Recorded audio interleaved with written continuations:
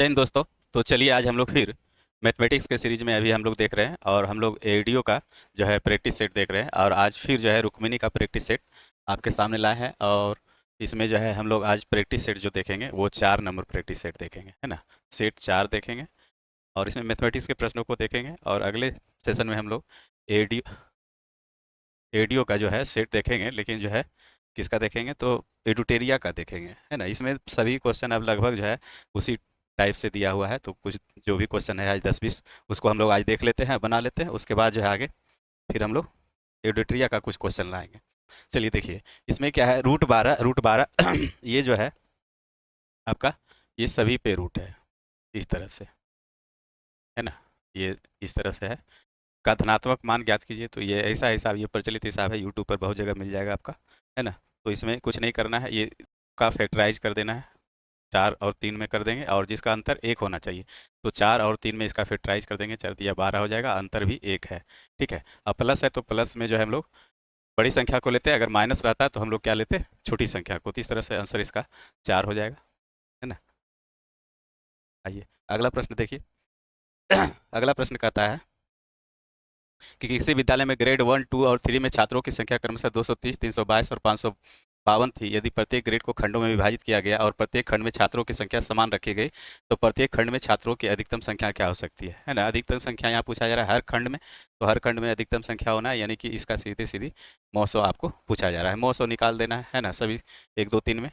तो अधिकतम संख्या तो वही होगा जो वैसी संख्या जो इस सभी को भाग लगा दे, तो है ना। तो 23 से भाग लगता है, 33 से, और ऐसा करते हैं 552 का जो है अंतर ले लीजिए, तो आराम से जो है हम लोग निकाल लेंगे, है ना। 2 में से 2 गया 0, और 5 में 2 गया 3, और 5 में से 3 गया 2, 22 तो ये 322 में 230 घटा रहे हैं, 2 आ जाएगा। और ठीक है, 12 में से 3 गया 9, 92। अब इसको गुणनखंड कर दिए, 23 चौके 92, है ना, 4 हो गया। और ये क्या हो जाएगा, 23 दूना 46, 2 × 5 = 10, है ना। 23 तो 23 23 दोनों में कॉमन आ गया, क्या आया 46, इसमें भी है ना। ध्यान दीजिएगा, 23 × 2 यहाँ पे भी है, ठीक है, और गुना फिर 2 है, तो यहाँ पे 2, 23 × 2 दोनों में कॉमन आ गया, तो इस तरह से 46 इसका आंसर हो जाएगा। प्रत्येक खंड में कम से कम 46 या अधिकतम, है ना, 46 लड़का होना चाहिए जो कि प्रत्येक ग्रेड में खंडों में विभाजित होगा, 46 से सभी में भाग लग जाएगा। ठीक है, चलिए। देखिए अगला प्रश्न क्या है, यदि a अनुपात b बराबर 1:3 और b अनुपात c बराबर इतना c अनुपात d, तो a अनुपात b अनुपात c अनुपात d का मान याद करें। देखिए ये रेशियो का बेसिक क्वेश्चन है ना। और a b b c दिया हुआ है, c d का मान याद करना है। इसको बना के भी देख सकते हैं, नहीं तो इसमें कुछ देखना नहीं है, इसको डायरेक्ट आप लगा सकते हैं। ये b नहीं है, ये c ऑप्शन है।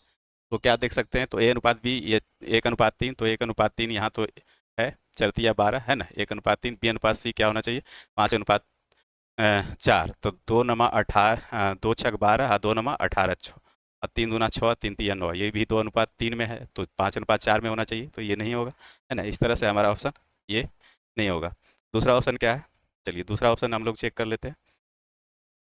तो 5×3 = 15, 1:3 में ये है ना। और क्या है, 3 से 3 × 5 = 15, 3×4 = 12, हाँ ये 5:4 में हो गया, है ना। 3 × 5 = 15, 3×4 = 12, ठीक है। और अगला सी अनुपात डी क्या है, 2:3 में 14×12 = 18, यानी सी अनुपात डी भी 2:3 है। तो इस तरह से ऑप्शन आपका बी करेक्ट हो जाएगा। चलिए अगले प्रश्न पे आइए।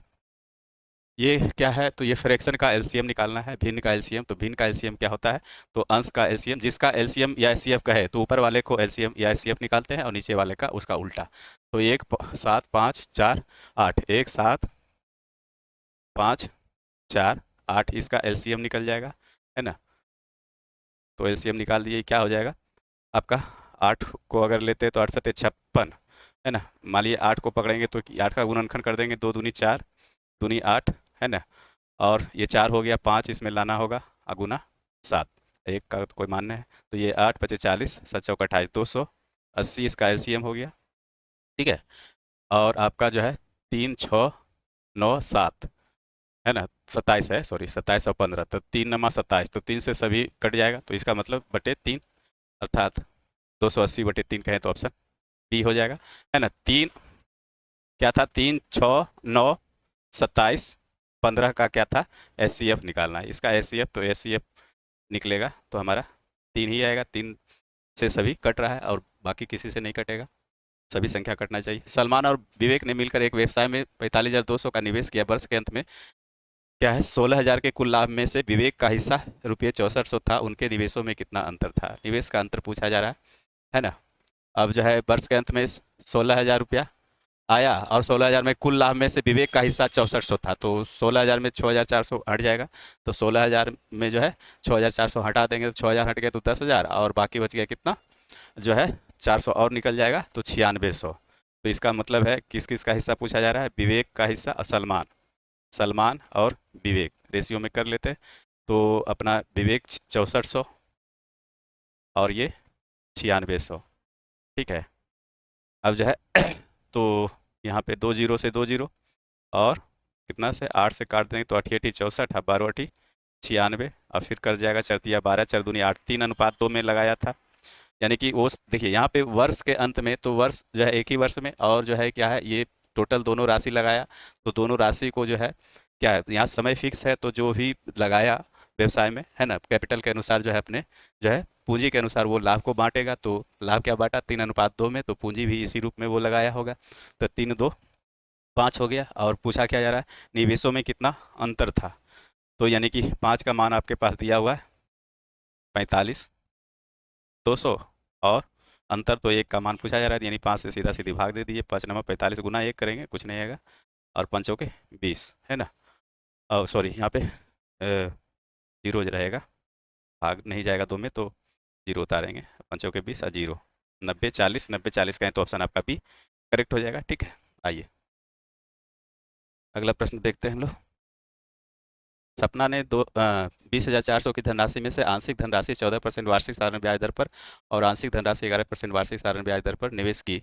यदि वह 9 वर्षों के बाद दोनों निवेशों से बराबर ब्याज अर्जित करती है तो 14% वार्षिक साधारण ब्याज दर से निवेश की गई धनराशि ज्ञात कीजिए। देखिए ये प्रश्न में कुछ नहीं है, अगर कॉन्सेप्ट आपको पता हो तो कुछ नहीं है, ठीक है। तो पूछा क्या जा रहा है, 9 वर्षों में दोनों निवेशों से बराबर ब्याज अर्जित की तो 14% वार्षिक ब्याज साधारण ब्याज दर से निवेश की गई धनराशि क्या है। तो बस इसका फ्रैक्शन खाली उलट देते हैं हम लोग। मान लिया x% पे, देखिए x रुपया लगाया क्या है 14% पे, ठीक है, तो गुना 9 होगा है ना, ब्याज दोनों का बराबर हो जाएगा। और y रुपया लगाया 11% पे, ठीक है, गुना 9 यहाँ भी होगा, तो क्या होगा, इसको फ्रैक्शन में जब बदलेंगे कैपिटल को तो 9 से 9 खत्म हो जाएगा, परसेंट से परसेंट खत्म हो जाएगा, तो ये उलट जाएगा है ना। उलटने का मतलब है x का मान जो है 11 हो जाएगा और y का मान क्या हो जाएगा 14। बस ये इतना लिखने का भी जरूरत नहीं था, इतने में हम लोग कर लेते हैं। वही है जो मतलब क्या पूछा जा रहा है, तो 14% वार्षिक, तो 14% पर पूछा जा रहा है तो उसको 11% वाला मानेंगे, ठीक है। 14% वाला x माने थे तो x का वैल्यू आप निकाल दिए, 11 4 15 10 25, टोटल हमारे पास 25, लेकिन प्रश्न से 20,400 अगुने में कितना 11 का मान, 25 से काट दिए, 25 अठे 200, ठीक है, बाकी उतर गया 4, 25 एका 25 15, 25 छक 150, गुना कर दिए 6 एक 7 और क्या हो गया 6 एक 7 हो गया, 6 के 6 6 एक 7, 8 एक 9 और 8 89 76, 89 76 कहें तो ऑप्शन आपका बी करेक्ट हो जाएगा, B for best of luck. चलिए अगले प्रश्न पे। एक जिले की जनसंख्या 3,68,000 है, इसमें से 2,20,000 पुरुष है, 62% जनसंख्या साक्षर है। यदि 62% पुरुष साक्षर है तो कितने प्रतिशत महिलाएं साक्षर है। देखिए ऐसा ऐसा हमको लगता है पहले भी हम बता चुके हैं, इसमें कुछ नहीं है, डिविएशन लगा दीजिए, ठीक है।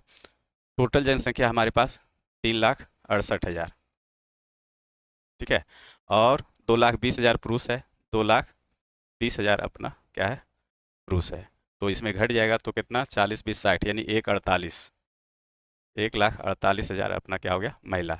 ये मैन है, ये वोमेन है, ये मैन प्लस वोमेन है, ठीक है। डेविएशन लगा देंगे, 3 जीरो से 3 जीरो खत्म कर दीजिए, ठीक है। और 4 नमा 36, 4 दूनी 8, 8 4 पचे 20, 4 पचे 20, और ये क्या है 4 तिया 12, 2 14, 4 7 28, 37 हो गया।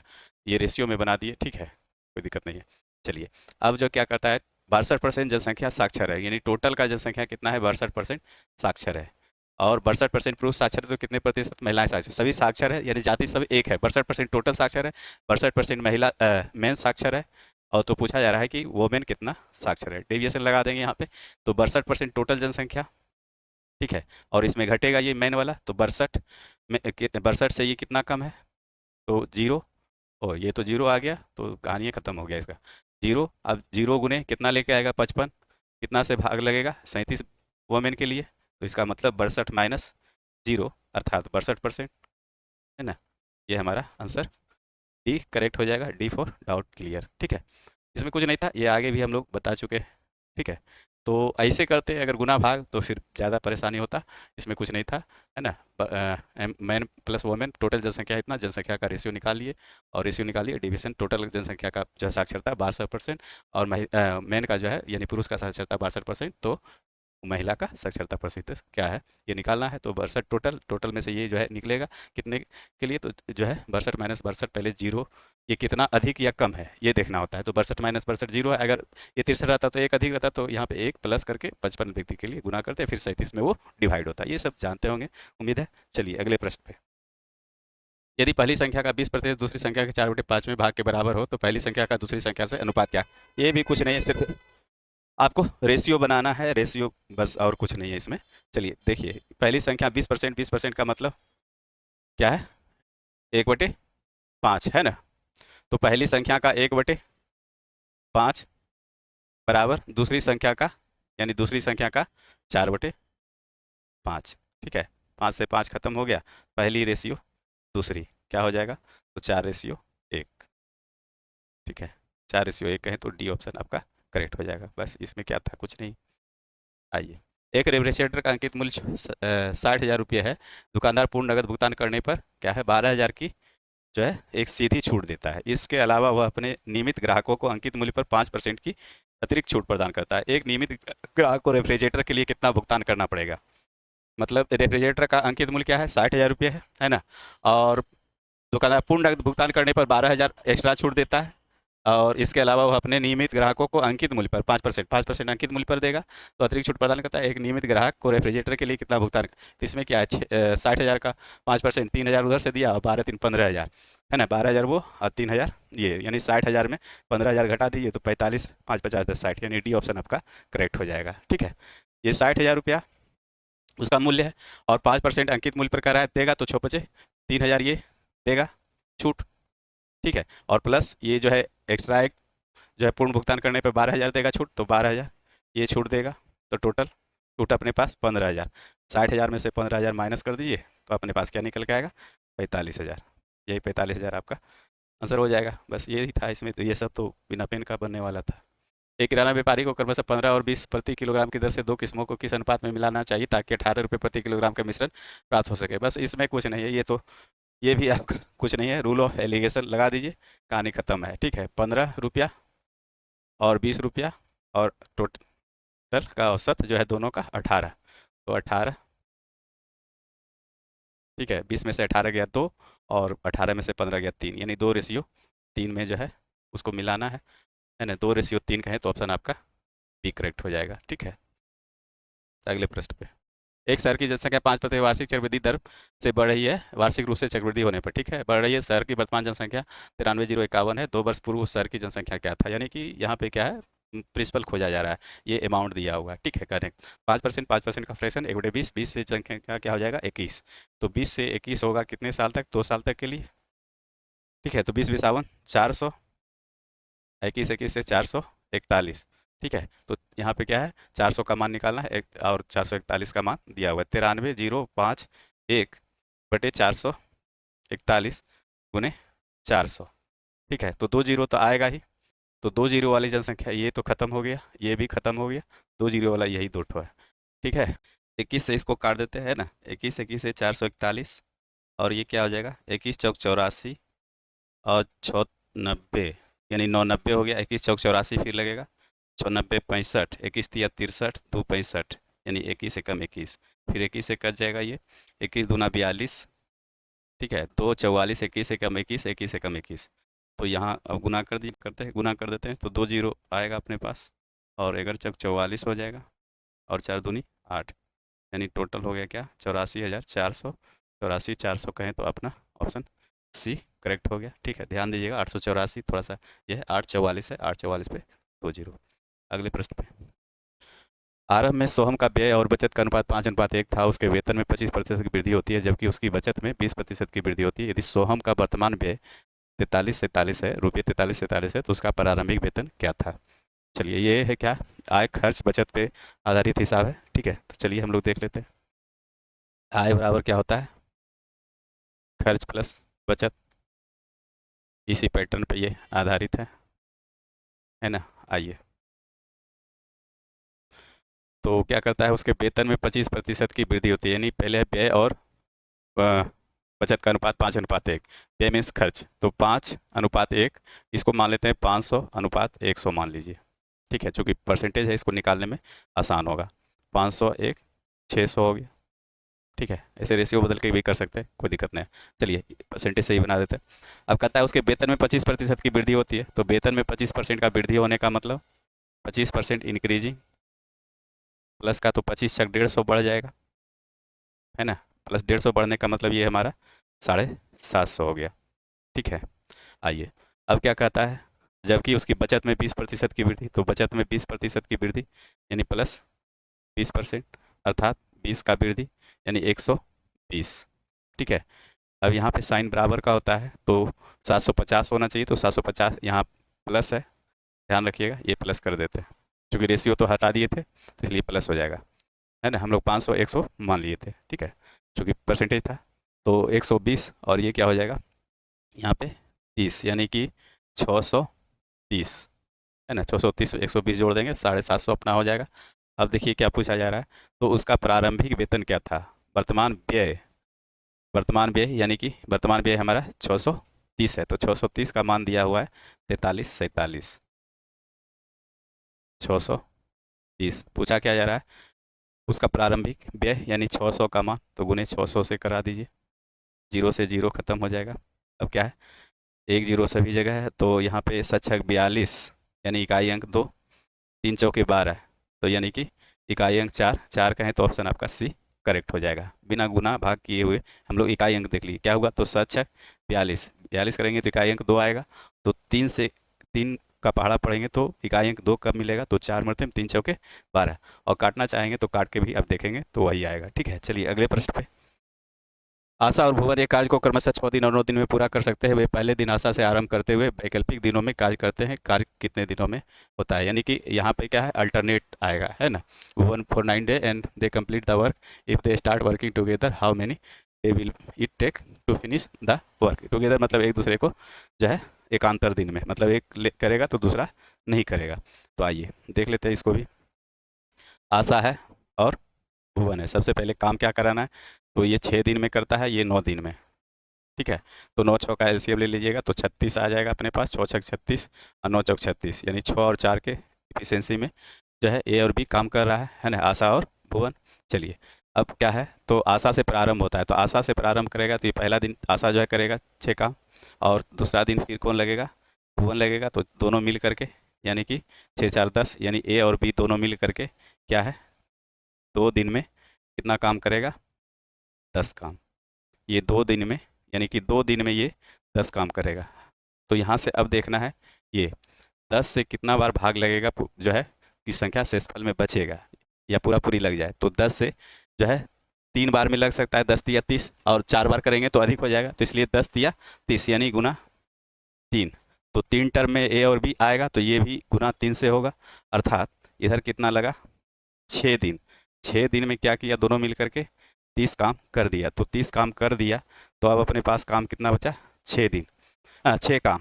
अब 6 काम बच गया, और हमारा 6 दिन निकल गया, 6 काम बच गया, 6 दिन से 6 दिन में 30 काम हो चुका, 6 काम बचा। अब शुरू कौन करता है, तो शुरू पहले आता है आशा, तो अब जो है आशा करेगा, फिर जो है भुवन करेगा, आशा करेगा, भुवन करेगा, इस तरह से भुवन छोड़ेगा, उसके बाद अब कौन आएगा, आशा आएगा, तो आशा क्या है, एक दिन में 6 काम, तो यानी कि यहाँ पे आशा को एक दिन जो है ये 6 काम करने में लगेगा, अर्थात आशा ए को यह है ये एक दिन का काम, यानी कि 6 काम जो है एक दिन में करा है, तो एक दिन का काम बचा हुआ था, तो 6 7 दिन, ये टोटल काम जो है समाप्त कराने में क्या लगा, तो 7 दिन, 7 दिन कहें तो ऑप्शन आपका ए करेक्ट हो जाएगा। ठीक है, उम्मीद है कि समझ गए होंगे, समझ गए तो वीडियो को लाइक जरूर कीजिए। चलिए, 12 पुरुष और 16 लड़के एक कार्य को 5 दिनों में कर सकते हैं, जबकि 13 पुरुष और 24 लड़के उसी कार्य को 4 दिनों में कर सकते हैं। 29 पुरुष और 22 लड़के उस कार्य को कितने दिनों में पूरा कर सकते हैं। बस ये कुछ नहीं है, ये ऐसा बहुत हिसाब 2-3 सेट में बता चुके हैं, इफिशियंसी से संबंधित है। तो इफिशियंसी यहाँ पे हम लोग इसका निकाल देंगे। ठीक है, आइए सबसे पहले 12 पुरुष और 16 लड़के, तो एंड है तो यहाँ पे प्लस हो जाएगा 12 पुरुष प्लस 16 लड़के। ठीक है, क्या है 5 दिन में, तो गुने 5। ठीक है, बराबर 13 पुरुष और 24 लड़के 4 दिन में। 13 पुरुष प्लस 24 लड़के कितना है 4 दिन में। ठीक है, आइए अब जो है क्या क्या कर सकते हैं, जो करना है कर सकते हैं। यहाँ से अब अपने ये कैलकुलेशन है, अपने ऊपर डिपेंड करता है। तो 4 हम लोग यहाँ से कॉमन कर लें, तो यह 4 से इसको काटते हैं तो क्या बचेगा यहाँ पे, है ना, 4×3 = 12 प्लस 4×4 = 16। ठीक है, और ये 4 से 4 हमारा खत्म हो जाएगा। ठीक है, आइए और कुछ कर सकते हैं, ये 16 भी खत्म हो गया। अब जो है कुछ नहीं कर सकते हैं, तो अब गुना कर दीजिए, तो 5×3 = 15 पुरुष और ये 13 पुरुष इधर आकर के घट जाएगा, तो 15 - 13 पुरुष और बराबर ये 5×4 = 20 उधर चला जाएगा, तो 24 - 20 अर्थात ये लड़का है। ठीक है, तो यहाँ पे लड़का है ये, तो 15 में से 13 जाएगा, 2 पुरुष बराबर 4 लड़के। ठीक है, या ऐसा कर सकते हैं 1 पुरुष बराबर 2 लड़के, है ना, 1 पुरुष बराबर 2 लड़के, या पुरुष बटे लड़का का इफिशियंसी 2/1, यानी पुरुष 2 काम तो लड़का 1 काम। ठीक है, आइए अब जो है 29 पुरुष और 12 लड़के उस कार्य को कितने दिनों में पूरा कर सकते हैं। तो कोई भी उठा लीजिए एक टर्म, 12 पुरुष प्लस 16 लड़के। अब लड़का को यहाँ बदल भी सकते हैं, तो 2 लड़का बराबर 1 पुरुष, तो 16 लड़का बराबर कितना पुरुष, तो 8 पुरुष हो जाएगा। हम लोग डायरेक्ट कर दे रहे हैं, कितना दिन में, 5 दिन में। तो हमारे पास क्या है 29 पुरुष और 22 लड़का काम करवाना है प्लस में, है ना, तो 22 लड़का बराबर क्या हो जाएगा 11 पुरुष।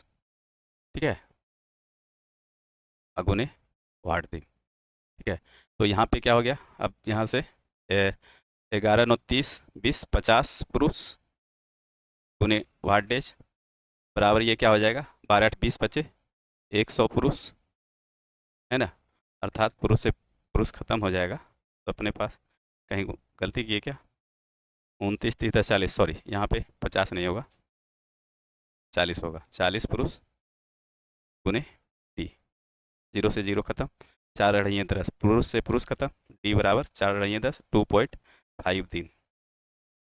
ठीक है, 2.5 कहे तो ऑप्शन आपका सी करेक्ट हो जाएगा। चलिए अगले एक व्यक्ति ने पहले वर्ष में 5% वार्षिक साधारण ब्याज दर पर ऋण लिया, जिसमें दूसरे वर्ष से आगे के प्रत्येक वर्ष में 0.5% के साधारण ब्याज की वृद्धि की जाती है। 4 वर्ष बाद उसने ऋण को पूरी तरह से चुकाने के लिए ब्याज के रूप में कुल 4600 रुपये का भुगतान किया। कुल ऋण कितना था। ठीक है, क्वेश्चन क्या है, थोड़ा सा क्वेश्चन को ढंग से ध्यान से पढ़िएगा, है ना, क्वेश्चन को ध्यान से पढ़ने के बाद ही चीज़ें आप समझ पाएंगे। क्या कहता है, पहले वर्ष 5% की वार्षिक साधारण ब्याज, फिर जो है दूसरे लिया, जिसमें दूसरे वर्ष से, यानी दूसरे वर्ष से किससे, दूसरे वर्ष से जो है क्या है प्रत्येक वर्ष जो है 0.5% का साधारण ब्याज की वृद्धि करते चला जाएगा। वो कब तक, 4 वर्ष तक, यानी पहले वर्ष में क्या लगेगा 5%, दूसरे वर्ष में क्या लगेगा 5, आधा परसेंट फिर जुड़ जाएगा इसमें 5.5%, और फिर तीसरे वर्ष में 6%, और चौथे वर्ष में फिर क्या हो जाएगा 6.5%। 4 वर्ष तक इस तरह हो, तो 6 6 12, 5 17, 5 22, 21, यानी टोटल हमारा परसेंटेज क्या हो गया 23%। उस पर इंटरेस्ट लगा, 23% के बराबर क्या दिया हुआ है अपना कुल 4600 रुपये का ब्याज के रूप में भुगतान किया। ठीक है, तो 2300 का 23% का मान दिया हुआ है अपने पास 4600, तो 1% का मान क्या हो जाएगा 200, तो 100% का मान 200 पे 2 जीरो और चढ़ जाएगा, अर्थात 20,000। 20,000 कहे तो ऑप्शन आपका सी करेक्ट हो जाएगा। ठीक है, बस इसमें कुछ नहीं था, सिर्फ यहीं पे लैंग्वेज इसको समझना था, और ये सभी क्या है परसेंटेज में, ध्यान दीजिएगा। आइए आइए अगला क्वेश्चन क्या है, क्रमशः 45 60 और 125 मिनट के नियमित अंतराल पर 3 घंटियां बजती है। यदि सोमवार को सुबह 10 AM पर तीनों घंटी एक साथ बजेगी, तो ये दोबारा एक साथ कब बजेगी। चलिए सब क्या करना है, इसको एलसीएम निकालना है। ठीक है, तो 40 60 125 है, तो सबसे पहले 125 बड़ी संख्या है, इसको पकड़ लेते हैं, इसका गुणनखंड कर देते हैं, तो 5 × 5 × 5, है ना, और इसमें अब जो है 45 बनाना है, तो 9 से गुना होगा, यानी 3 × 3 = 9। 60 बनाने के लिए क्या होगा, तो 15 × 15 चौके 60, यानी 2 × 2 हो जाएगा। और अब जो है इसको गुना करा दीजिए, तो 5 × 5 = 25, और कितना 25 × 4 = 100 और तृतीय 9 × 5 = 4500 हो जाएगा। 4500 क्या हो जाएगा, ये अपने पास मिनट हो जाएगा। ठीक है, इसको घंटा बनाएंगे तो 6 से 60 से भाग दे देंगे तो ये हमारा क्या हो जाएगा, घंटा। तो 6 × 7 = 42, 3 × 45 और 6 × 5 = 30, यानी 75 घंटा। 75 घंटे के बाद वह पुनः बजेगा। ध्यान दीजिएगा, थोड़ा सा क्वेश्चन है। तो सुबह 10 बजे बजा था। सुबह क्या है, 10 बजे बजा था, कब, सोमवार को। सोमवार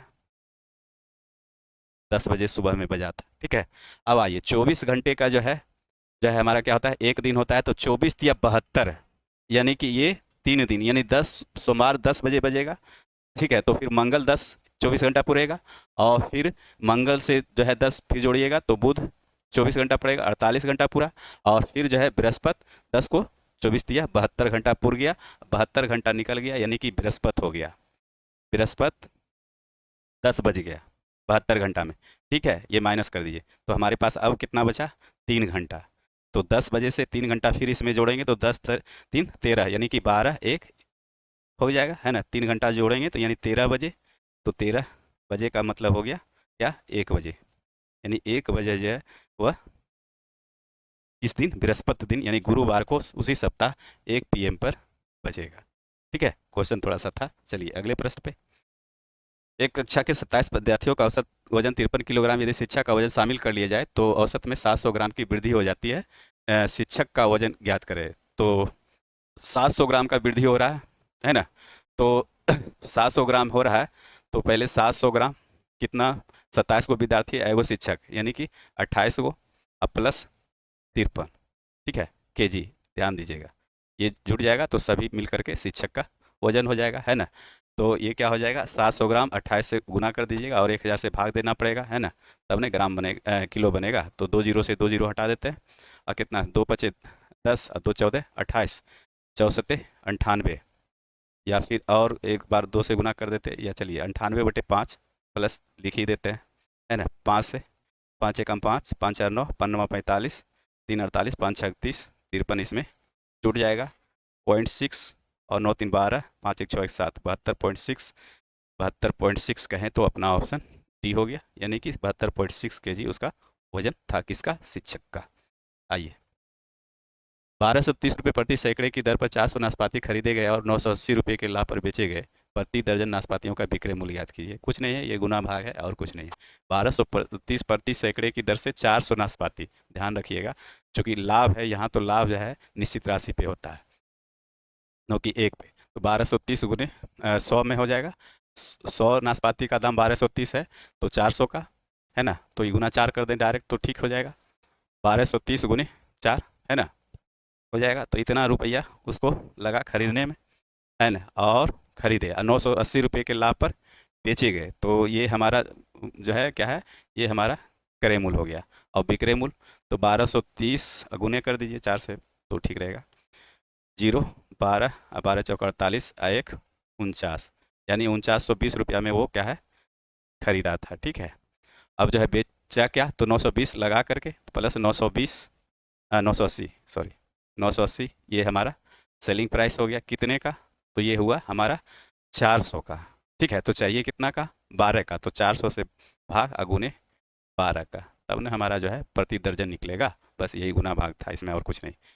तो ये जोड़ दीजिए पहले, है ना।